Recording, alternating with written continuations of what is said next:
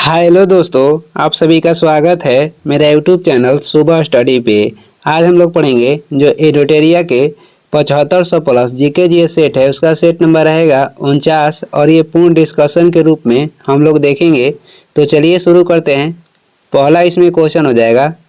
पहला क्वेश्चन है 18वीं शताब्दी के मध्य में रोहेलखंड राज्य की स्थापना किसने की थी? 18वीं शताब्दी के मध्य में रोहेलखंड राज्य की स्थापना किसने की थी? तो ये कौन किए थे? अली मोहम्मद खान। ऑप्शन हो जाएगा बी, अली मोहम्मद खान। नादिर शाह जो था ये इसे ईरान का नेपोलियन बोला जाता है। नादिर शाह ने 1739 में भारत पे आक्रमण किया था। उस समय किसका शासनकाल था? तो मोहम्मद शाह के शासनकाल था। मयूर सिंहासन पे बैठने वाला अंतिम मुगल शासक कहेगा तो ये कौन थे? तो ये मोहम्मद शाह थे। अहमद शाह अब्दाली जो पानीपत के तीसरा युद्ध हुआ था, पानीपत के तीसरा युद्ध 1761 में जो हुआ था, इसमें मराठा और अहमद शाह अब्दाली के बीच युद्ध हुआ था, जिसमें अहमद शाह अब्दाली विजय हुआ था। 2 नंबर देखेंगे। 1857 के विद्रोह के किस नायक को विद्रोह का प्रकाश स्तंभ भी कहा जाता है? किस नायक को 1857 के विद्रोह के कह कि प्रकाश स्तंभ कहा जाता है? तो ये नायक हो जाएंगे मौलवी अहमदुल्ला शाह है। ऑप्शन हो जाएगा डी, मौलवी अहमदुल्ला शाह है। जो तात्या टोपे थे ये नाना साहब के सहायता किए थे। 1857 के विद्रोह में तात्या टोपे नाना साहब से मिलकर, यानी दोनों साथ में मिलकर लड़े थे। और नाना साहब कहाँ से भाग लिए थे? तो कानपुर से। कहाँ से? तो कानपुर से। तात्या टोपे के उपनाम कहेगा तो रामचंद्र पांडुरंगा हो जाएगा। इलाहाबाद से 1857 के क्रांति में कौन भाग लिए थे? ये लिए थे लियाकत अली। आगे बढ़ते हैं। 3 नंबर क्वेश्चन हो जाएगा। 3 नंबर है विजयनगर साम्राज्य में टकसाल विभाग को किस नाम से जाना जाता था? विजयनगर साम्राज्य में जो टकसाल विभाग था इसे किस नाम से जानते थे? जोरी खाना के नाम से। ऑप्शन हो जाएगा बी। विजयनगर साम्राज्य की स्थापना हरिहर एवं बुक्का मिलकर किए थे 1336 में। विजयनगर साम्राज्य की जो राजधानी थी ये हो जाएगी हम्पी। हम्पी जो है ये तुंगभद्रा नदी के तट पे बसा है। विजयनगर साम्राज्य के कहेगा कि विजयनगर साम्राज्य को इस समाप्ति के कारण क्या बना? तो ये हो जाएगा तालीकोटा के युद्ध, जो कि 1565 में हुआ था। विजयनगर साम्राज्य की मुद्रा कहेगा तो ये हो जाएगा पेगोडा। 4 नंबर हो जाएगा। किस युद्ध में बाबर ने मुसलमानों पर लगने वाला तमगा कर की समाप्ति की घोषणा की थी? किस युद्ध में बाबर ने मुसलमानों पर लगने वाले जो तमगा कर था, तमगा कर की समाप्ति की थी? तो ये किस युद्ध में की थी? खानावा के युद्ध में। ऑप्शन हो जाएगा ए। खानावा के युद्ध जीतने के बाद बाबर ने जिहाद के नारा दिए थे। जिहाद के नारा कहेगा बाबर कब दिया था? तो खानावा के युद्ध जीतने के बाद। खानावा के जो युद्ध था 1527 में हुआ था बाबर और राणा संगा के बीच। चंदेरी की युद्ध हुआ था 1528 में बाबर और मेदिनी राय के बीच। पानीपत के प्रथम युद्ध 1526 में हुआ था और इसमें लोधी वंश के अंतिम शासक इब्राहिम लोधी थे और बाबर। घाघरा की युद्ध कहेगा तो 1529 में हुआ था बाबर और महमूद लोधी के बीच। आगे बढ़ेंगे। अगला हो जाएगा 5 नंबर है हुमायूं द्वारा माछीवाड़ा का युद्ध कब लड़ा गया था? हुमायूं के द्वारा जो माछीवाड़ा का युद्ध था ये लड़ा गया था 1555 ईस्वी में। 1555 ईस्वी में सरहिंद के युद्ध भी हुआ था। सरहिंद के युद्ध जीतने के बाद जो हुमायूं था ये अपनी दूसरी बार शासन प्रारंभ किए थे। एक क्वेश्चन भी आता है कि दूसरी बार यानी कि दूसरा बार शासन करने वाला, 2 बार शासन करने वाला कौन मुगल शासक था? तो ये हो जाएगा हुमायूं। कनौज के युद्ध जिसे बेलग्राम के युद्ध भी कहते हैं, कनौज के युद्ध कब हुआ था? तो 1540 में हुआ था, जिसमें से शेर शाह सूरी ने हुमायूं को हराया था। उसके बाद ये हुमायूं भाग गया था। चौसा के युद्ध कब हुआ था? 1539 में। अकबर के जन्म हुआ था 1542 में। 6 नंबर हो जाएगा। निम्न में किसने हुमायूं को इंसान ए कामिल कहकर संबोधित किया था? कह कि किसने हुमायूं को इंसान ए कामिल कहकर संबोधित किया था? तो ये कौन संबोधित किए थे? अबुल फजल। ऑप्शन हो जाएगा ए। अबुल फजल ने अकबरनामा के रचना भी किए थे। अबुल फजल की हत्या किसने करवाया था? तो वीर सिंह बुंदेला ने। वीर सिंह बुंदेला ने अबुल फजल की हत्या की थी। और किसने हुमायूं के बारे में ये बोला था कि हुमायूं जीवन भर लड़खड़ाता रहा और लड़खड़ाते हुए भी ये चल भी गया? तो ये बोले थे लेन पोल। ये कौन बोले थे कि हुमायूं जो था जीवन भर लड़खड़ाता रहा और लड़खड़ाते हुए गुजर भी गया? तो ये बोले थे लेन पोल। आगे बढ़ेंगे, अगला क्वेश्चन हो जाएगा 7 नंबर है, निम्न में किस शासक ने सुल्तान उल अदल की उपाधि धारण की थी? तो ये कौन किए थे? शेरशाह सूरी। ऑप्शन हो जाएगा ए। रुपया सिक्का सबसे पहले किसने चलाया था? तो शेरशाह सूरी ने चलवाए थे। कनौज के युद्ध में शेरशाह सूरी ने किसे हराया था? हुमायूं को हराए थे 1540 में। बाबरनामा, जो बाबरनामा लिखा गया है किस भाषा में लिखा गया है? तो तुर्की भाषा में लिखा गया है। तुगलमा नीति के प्रयोग पहली बार किसने किया था? तो बाबर किए थे। कौन का यह मुगल शासक था जो कि ज्योतिष में विश्वास करता था, जिसके कारण वो 7 दिन में 7 रंग के कपड़ा पहनता था?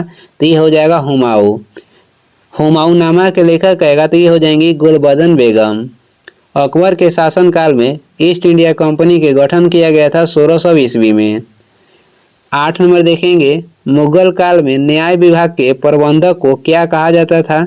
मुगल काल में न्याय विभाग के प्रबंधक जो थे उन्हें क्या कहा जाता था? उन्हें कहा जाता था काजी।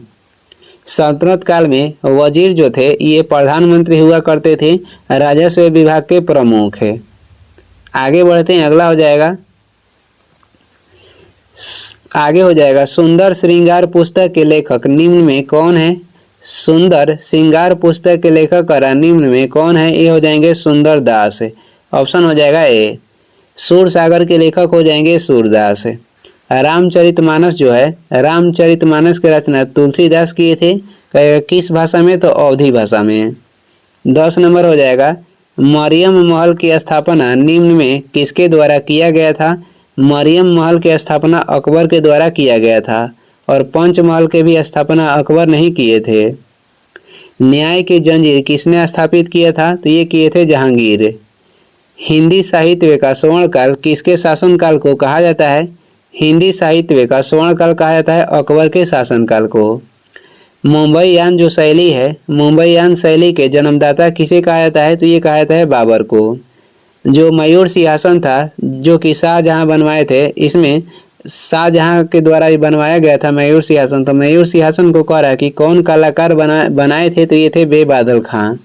ये कलाकार थे जो कि मयूर सिंहासन बनाए थे। आगे हो जाएगा 11 नंबर हो जाएगा, निम्न में किसे भारत का सादी कहा गया? निम्न में किसे भारत का सादी कहा गया? तो भारत के सादी कहा गया है अमीर हसन को। ऑप्शन हो जाएगा बी। अमीर खुसरो किसके दरबार में रहते थे? तो ये बलबन के दरबार में भी, और अलाउद्दीन खिलजी और जलालुद्दीन खिलजी ये सभी के दरबार में रहे हैं। 12 नंबर हो जाएगा, राजमहल की तलहटी में किस वर्ष एक काफी बड़े इलाके को दामिन ई कोह के रूप में सीमांकित कर दिया गया? क्वेश्चन है कि राजमहल की तलहटी में किस वर्ष एक काफी बड़े इलाके को दामिन ई कोह के रूप में सीमांकित कर दिया गया? तो किस वर्ष किया गया था? तो 1832 में। ऑप्शन हो जाएगा बी।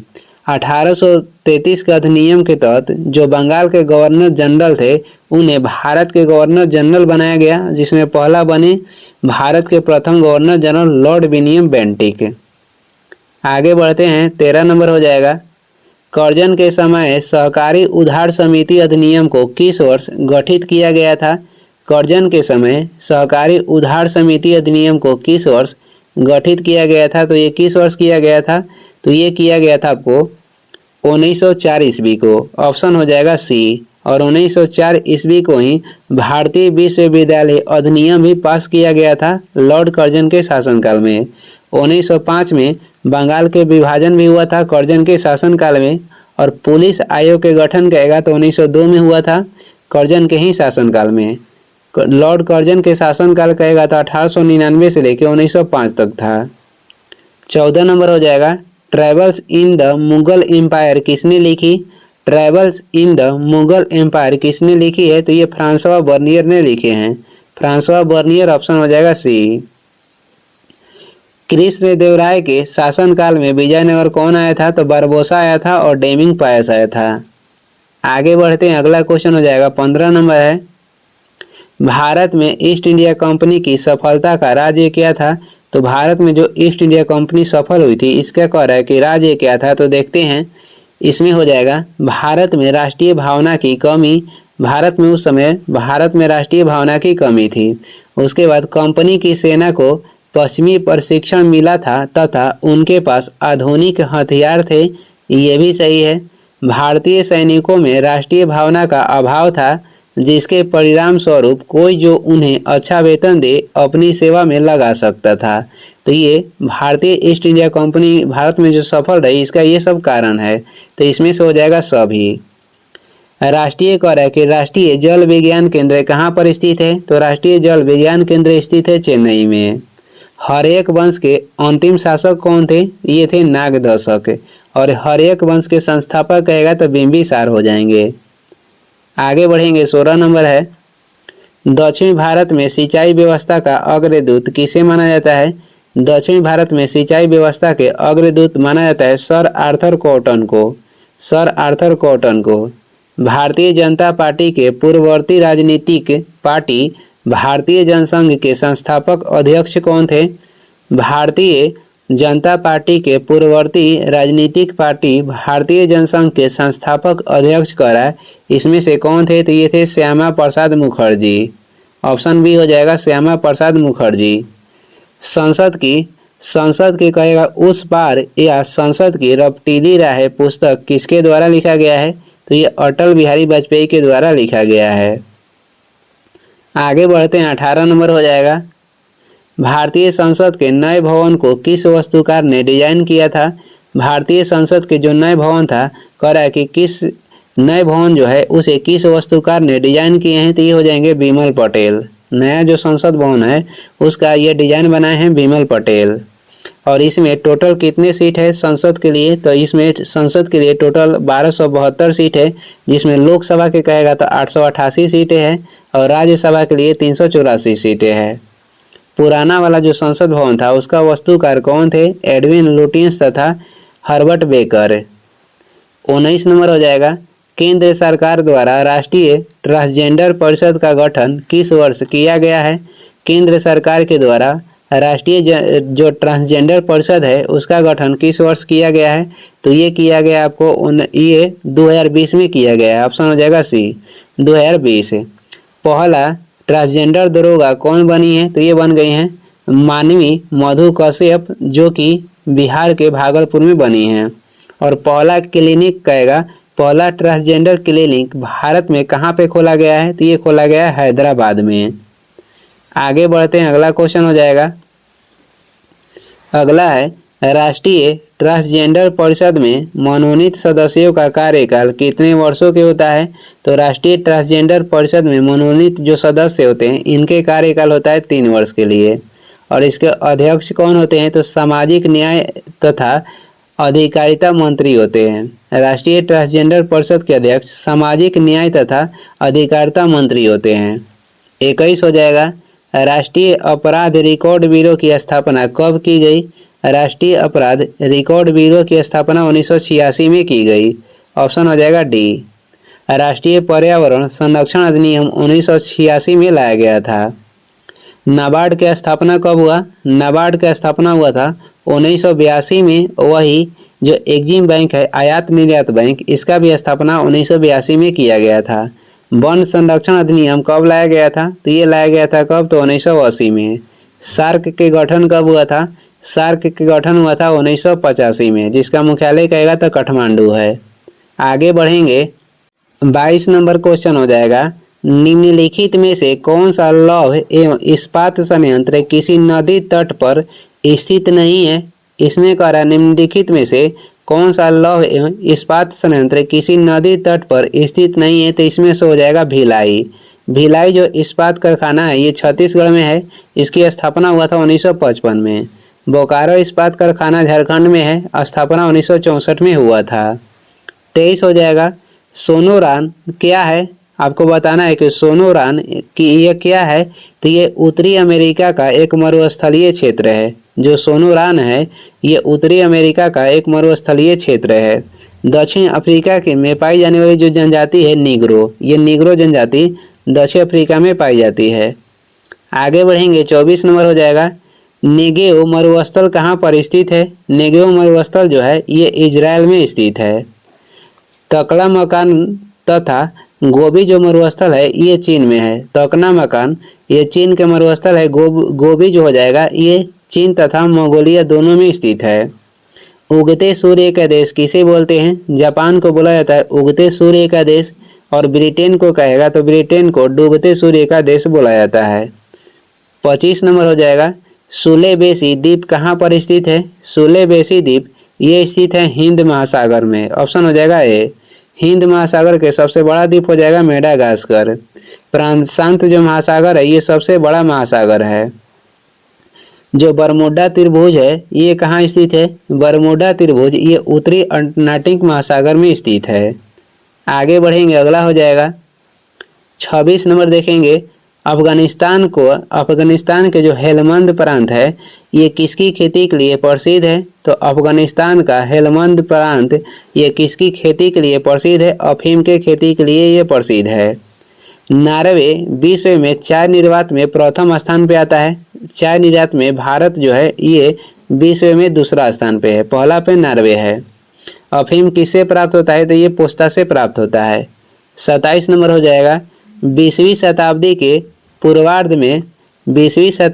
पूर्वार्ध में भारत में किन किन उद्योगों की स्थापना हुई थी। तो इसमें से हो जाएगा सभी, सीमेंट उद्योग, स्टील उद्योग और चीनी उद्योग। भारत में पहला चीनी उद्योग जो बा ये कहाँ पे हुआ था। चीनी उद्योग पहली बार इसे बिहार में इसकी स्थापना की गई थी 1840 में, और इसके बाद 1903 में चीनी जो मिल है 1903 में इसका स्थापना किया गया था उत्तर प्रदेश में। पहली बार भारत में मद्रास सीमेंट फैक्ट्री जो सीमेंट फैक्ट्री है ये कहाँ लगाया गया था तो मद्रास में। आगे हो जाएगा 28 नंबर है सूर्य का ताप मापा जाता है। तो सूर्य के ताप मापा जाता है उताप मापी के द्वारा। सूर्य के जो ताप है उताप मापी के द्वारा मापा जाता है। और सूर्य के सतह के जो तापमान है ये 6000 केल्विन होता है। और सूर्य के मध्य भाग के तापमान कहेगा तो 15 मिलियन डिग्री सेल्सियस होता है। सूर्य के मध्य के तापमान हो जाएगा 15 मिलियन डिग्री सेल्सियस है। 29 देखेंगे जब रंगीन अक्षरों पर समतल कांच की पट्टी रखी जाती है तो कौन सा अक्षर कम उठा हुआ दिखाई देता है। जब रंगीन अक्षरों पर समतल कांच की पट्टी रखी जाती है तो कौन सा अक्षर कम उठा हुआ दिखाई देता है। तो इसमें से कम उठा हुआ दिखाई देता है लाल अक्षर। इंद्रधनुष के जो मध्य के रंग होता है ये होता है हरा। इंद्रधनुष हमेशा ये सूर्य के विपरीत बनता है। आगे देखेंगे, अगला हो जाएगा हमारे शरीर के भीतर का दाब होता है। हमारे शरीर के जो भीतर के दाब होता है ये वायुमंडलीय दाब के समान होता है। ऑप्शन हो जाएगा सी, वायुमंडलीय दाब के समान होता है। जो पानी के बुलबुले ऊपर आते हैं, पानी के बुलबुले जो है ऊपर आते हैं उसमें उसके अंदर के जो दाब होता है ये वायुमंडलीय दाब से अधिक होता है। पानी के जो बुलबुले ऊपर आएंगे तो उसमें अंदर जो दाब होता है ये वायुमंडलीय दाब से अधिक होता है। आगे बढ़ते हैं, अगला क्वेश्चन हो जाएगा 31 नंबर है व्यावसायिक खाने योग्य गेहूं में निम्नलिखित में से कौन सी जीनोमिक स्थिति पाई जाती है। व्यावसायिक खाने योग्य गेहूं में निम्नलिखित में से कौन सी जीनोमिक स्थिति पाई जाती है। तो हो जाएगा एबीडी जीनोमिक स्थिति। आगे हो जाएगा 32 नंबर है जलीय जीवों के जीवित रहने के लिए अपेक्षित अनुकूलतम घुली हुई ऑक्सीजन का स्तर मिलीग्राम प्रति लीटर में क्या है। तो इसमें हो जाएगा 4 से 6 मिलीग्राम प्रति लीटर। ऑप्शन हो जाएगा ए। आगे बढ़ेंगे, अगला क्वेश्चन हो जाएगा, आगे देखेंगे 33 नंबर हो जाएगा। 33 है निम्नलिखित में से कौन सा पादप कीटभक्षी नहीं है। तो इसमें से कह रहा है कौन कीटभक्षी नहीं है। जो कसकुटा है ये कीटभक्षी पादप नहीं है। बाकी कीटभक्षी पादप में आ जाएगा कौन कौन। तो ये हो जाएगा घटपर्णी, उसके बाद यूट्रिकोलेरिया, उसके बाद हो जाएगा ड्रोसेरा। 34 नंबर क्वेश्चन है पौधे का आर्द्र पतन या आर्द्र गलन रोग जो है किसके कारण ये होता है। तो ये होता है पिथियम डिबेरियनम के कारण। पिथियम डिबैरियनम के कारण होता है पौधे का आद्र पतन या आद्र गलन रोग। आगे बढ़ेंगे, अगला क्वेश्चन है 35 नंबर। निम्नलिखित युग्मों में से कौन सा सही सुमिलित नहीं है? तो इसमें से सही सुमिलित नहीं है खर्ची पूजा। खर्ची पूजा ये बंगाल के नहीं है। खर्ची पूजा कहाँ के है? तो ये हो जाएगा त्रिपुरा के, ये त्रिपुरा को हो जाएगा। कटी बिहू असम के है। उगादी कहेगा तो कर्नाटक के है। इसमें से कह रहा है कौन सा सही सुमिलित नहीं है? तो दो इसमें से सही सुमिलित नहीं था। आगे देखेंगे, आगे हो जाएगा 36 नंबर है। भारत के किस राज्य में पौष संक्रांति के रूप में मकर संक्रांति को मनाया जाता है? भारत के किस राज्य में पौष संक्रांति के रूप में मकर संक्रांति को मनाया जाता है? तो ये मनाया जाता है पश्चिम बंगाल में। जो रौलेण उत्सव है ये मनाया जाता है कहाँ पे? तो हिमाचल प्रदेश में। सांभर उत्सव मनाया गया है राजस्थान में। आगे देखेंगे, ICAR दिवस कब मनाया जाता है? ICAR दिवस जो मनाया जाता है ये 16 जुलाई को मनाया जाता है। राष्ट्रीय किसान दिवस मनाया जाता है कब? तो 23 दिसंबर को। विश्व पृथ्वी दिवस 22 अप्रैल को मनाया जाता है। आगे बढ़ेंगे, अगला हो जाएगा 38 नंबर क्वेश्चन है। कालीला व दिमना नामक पुस्तक निम्नलिखित में से किससे संबंधित है? कालीला व दिमना नामक जो पुस्तक है करा निम्न में से किससे संबंधित है? तो ये संबंधित है हिंदू धर्म पद्धतियों से। हिंदू धर्म के पद्धतियों से संबंधित है कालीला व दिमना नामक पुस्तक। 39 हो जाएगा। द पॉपुलेशन बम नामक पुस्तक किसने लिखी है? द पॉपुलेशन जो बम है नामक पुस्तक किसने लिखा है? तो ये किसके द्वारा लिखा गया है? पॉल एरलिच के द्वारा। पॉल एरलिच के द्वारा ये पुस्तक लिखी गई है। आगे बढ़ेंगे, अगला हो जाएगा। फल तथा सब्जियों के उत्पादन में भारत का विश्व में कौन सा स्थान है? तो दोनों के उत्पादन में भारत का स्थान है द्वितीय यानी दूसरा। पहला पे किसका है? तो चीन का है। दूध उत्पादन में भारत के प्रथम स्थान है। आगे बढ़ेंगे, अगला क्वेश्चन हो जाएगा 41 नंबर है। पाखल वन्य जीव अभयारण्य भारत के किस राज्य में स्थित है? पाखल वन्य जीव अभयारण्य ये किस राज्य में स्थित है? तो तेलंगाना में स्थित है। किस राज्य में? तेलंगाना में। कावला वन जीव अभयारण्य कहेगा तो ये भी तेलंगाना में है। बांदीपुर वन्य जीव अभयारण्य या भादरा वन्य जीव अभयारण्य ये दोनों कर्नाटक में है। आबोहर वन्य जीव अभयारण्य कहेगा तो पंजाब में है। रणथंभौर वन्य जीव अभयारण्य राजस्थान में। घन्ना पक्षी विहार ये भी राजस्थान में है। 42 नंबर हो जाएगा। जोहान्सबर्ग में सतत विकास सम्मेलन किस वर्ष आयोजित हुआ था? जोहान्सबर्ग में सतत विकास सम्मेलन करा किस वर्ष आयोजित हुआ था? ये हुआ था 2002 में। ऑप्शन हो जाएगा बी। डायरेक्ट टू होम यानी DTH की शुरुआत कब हुई थी? तो 2004 में। APJ अब्दुल कलाम को भारत रत्न कब दिया गया था? 1997 में। आगे बढ़ेंगे, अगला हो जाएगा PM दक्ष योजना हाल ही में चर्चा में रही। यह निम्नलिखित में से किससे संबंधित है? तो PM दक्ष योजना के संबंध हो जाएगा किससे? हाशिए के वर्गों का कौशल विकास से। हाशिए के वर्गों का कौशल विकास से। अबीद हुसैन कहेगा अबीद हुसैन समिति के संबंध किससे है? अबीद हुसैन समिति के संबंध हो जाएगा लघु उद्योग से। आगे बढ़ेंगे, अगला क्वेश्चन है खुसरो समिति का संबंध किससे है? खुसरो समिति के संबंध हो जाएगा कृषि शाख से। सत्यम समिति के संबंध हो जाएगा वस्त्र नीति से। प्रकाश समिति के संबंध हो जाएगा चीनी उद्योग से। और मल्होत्रा समिति के संबंध हो जाएगा बीमा क्षेत्र से। आगे बढ़ेंगे, अगला क्वेश्चन हो जाएगा 45 नंबर। निम्नलिखित में से कौन सी समिति गरीबी रेखा से संबंधित है? तो गरीबी रेखा से संबंधित समिति हो जाएगा रंगराजन समिति। उसके बाद सुरेश तेंदुलकर समिति।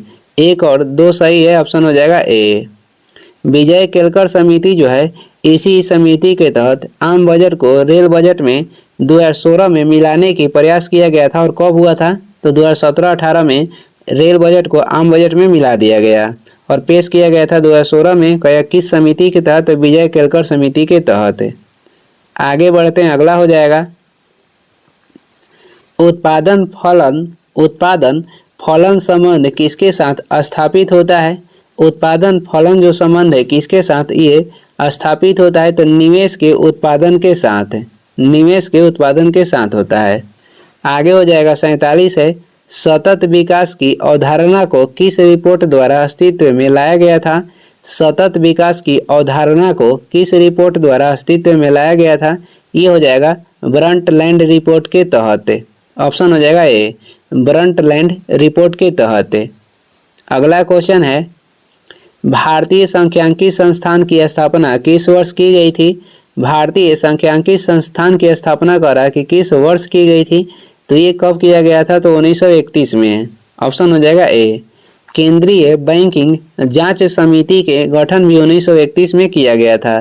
केंद्रीय बैंकिंग जांच समिति गठन 1931 में किया गया था और इसी कमेटी के तहत एसबीआई की स्थापना 1 जुलाई 1955 में हुआ था। आगे देखेंगे, क्रिप्स मिशन कब भारत आया था? तो 1942 में। ऑल इंडिया रेडियो की स्थापना करेगा तो 1936 में हुआ था। आगे बढ़ते हैं, अगला हो जाएगा 49 देखेंगे, कह रहा निम्न कथनों पर विचार करें। तो पहला कथन देखते हैं, प्रत्यक्ष कर व्यक्तियों की आय और व्यावसायिक उद्यमों के लाभ पर लगाए जाते हैं। ये सही है। जो प्रत्यक्ष कर है ये व्यक्तियों के आय और व्यावसायिक उद्यमों के लाभ पर लगाए जाते हैं। दूसरा देखेंगे, अप्रत्यक्ष कर वस्तुओं और सेवाओं पर लगाया जाता है। ये भी सही है। अप्रत्यक्ष कर वस्तुओं और सेवाओं पर लगाया जाता है। तो इसमें से दोनों कथन सही है, ए और दो दोनों सही है। अप्रत्यक्ष कर से संबंधित हो जाएगा रेखी समिति। रेखी समिति के संबंध अप्रत्यक्ष कर से है। अप्रत्यक्ष कर के उदाहरण हो जाएगा उत्पादन शुल्क, सीमा शुल्क, मनोरंजन शुल्क, उसके बाद हो जाएगा तट शुल्क। आगे बढ़ते हैं, अगला क्वेश्चन हो जाएगा 50 नंबर है, सतत विकास शब्द किस वर्ष अस्तित्व में आया था? जो सतत विकास शब्द है ये किस वर्ष अस्तित्व में आया था? तो 1980 में ये अस्तित्व में आया था। सेबी की स्थापना जो हुआ था 1988 में हुआ था और इसे वैधानिक दर्जा दिया गया था सेबी के 1992 में। सरकारी आयोग के जो गठन हुआ था 1983 में हुआ था और सरकारी आयोग जो था अपनी रिपोर्ट पेश की थी 1987 में। गूगल का स्थापना हुआ था 1998 में। कौन किए थे? सर्गेई ब्रिन तथा लैरी पेज मिलकर। आगे कुछ महत्वपूर्ण वन लाइनियर क्वेश्चन है जिसमें प्रमुख लेखक व उनकी रचनाएं हम लोग देखेंगे। चलिए देखते हैं। इसमें पहला हो जाएगा, मिताक्षरा के लेखक कौन है? मिताक्षरा के लेखक हो जाएंगे विज्ञानेश्वर। विज्ञानेश्वर हो जाएंगे मिताक्षरा के लेखक। विक्रामक देवचरित के लेखक हो जाएंगे बिल्हड़। विक्रामक देवचरित के लेखक बिल्हड़ हो जाएंगे। आदि पुराण के लेखक कहेगा तो ये हो जाएंगे जिनसेन। आदि पुराण के लेखक जिनसेन। गणित सार संग्रह के लेखक हो जाएंगे महावीराचार्य। अमोघ वृत्ति के लेखक हो जाएंगे सक्तायना। देवी चंद्रगुप्तम के लेखक हो जाएंगे विशाख दत्त और इनका अन्य भी पुस्तक हो जाएगा मुद्रा राक्षस के लेखक भी विशाख दत्त हैं। आगे बढ़ेंगे, अगला है स्वप्न वासदत्तम। स्वप्न वासवदत्तम के लेखक हो जाएंगे भास। मालविकाग्निमित्रम के लेखक कालिदास हो जाएंगे। काव्य मीमांसा के लेखक हो जाएंगे राजशेखर। हर विलास के भी लेखक हो जाएंगे राजशेखर। आगे हो जाएगा भुवन कोश के लेखक हो जाएंगे राजशेखर। यानी कि काव्य मीमांसा, हर विलास और भुवन कोश के लेखक हो जाएंगे राजशेखर। राजत रंगरी के लेखक हो जाएंगे कलहड़। गीत गोविंद के लेखक हो जाएंगे जयदेव, जो कि लक्ष्मण सेन के दरबार में ये रहते थे। आगे हो जाएगा पवन दूत के लेखक हो जाएंगे धोई। ब्राह्मण सर्वस्व के लेखक हो जाएंगे हल्लायुद्ध। ब्राह्मण सर्वस्व के लेखक हल्लायुद्ध हो जाएंगे। और ये इस वीडियो के लास्ट क्वेश्चन है। वीडियो को लास्ट तक देखने के लिए धन्यवाद। वीडियो पसंद आ रहा है तो लाइक कर दें, चैनल पर नए हैं तो सब्सक्राइब कर दें। कुछ सुझाव एवं सलाह देना है तो कमेंट करके ज़रूर बताएं। Thank you.